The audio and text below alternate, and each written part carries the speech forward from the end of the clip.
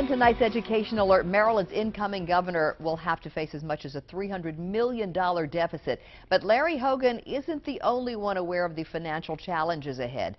The state's colleges and universities are already being told to do some belt tightening. 11 News education reporter Tim Tootin is live in the newsroom with that story. Tim. Well, Donna, the state's Department of Budget and Management has already advised agencies to slow their spending, and that includes colleges and universities, who said they can now see the handwriting on the wall.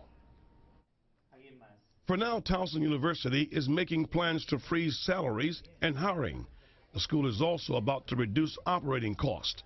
And Towson may not be alone, but many of its students just hope the belt tightening won't affect their pocketbooks. I'm an out-of-state student, so my first concern is my tuition's already higher than in-state students, so I definitely don't want it to be raised anymore. I'm really hoping my tuition doesn't increase. It's quite expensive as it is. The University System of Maryland has not publicly talked about raising tuition, but has encouraged top administrators to be aware of the projected budget shortfalls.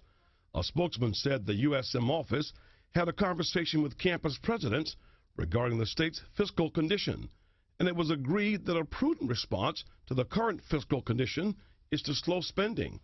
Last month, outgoing USM Chancellor Dr. William Kerwin told 11 News he believes higher education will continue to thrive under the new administration. I'm confident we'll have a good working relationship with Governor Hogan. He said on several occasions already how much he values higher education and how important it is to the state. Community colleges also depend on local and state support to operate.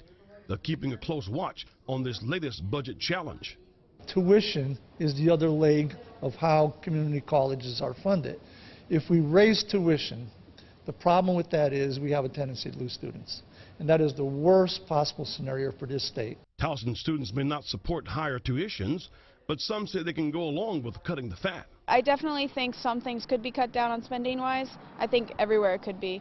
But I think across campus it probably would be a good thing. An opinion that may also be shared by the administration. Now, a spokesman for Governor O'Malley says he wants to make it clear he did not ask the university system to impose any hiring or spending freezes. Live in the 11 newsroom, Tim Tootin, WBAL TV 11 News.